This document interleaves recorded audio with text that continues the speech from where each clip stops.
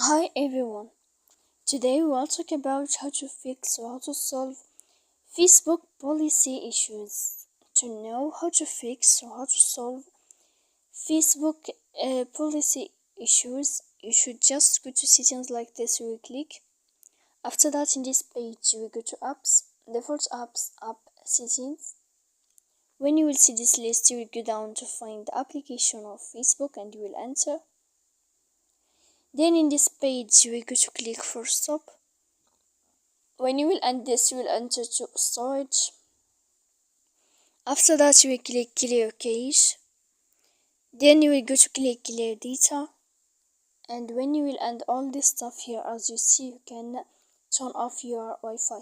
So please don't forget to support us by like and subscribe. See you next time in another video, and thank you for watching.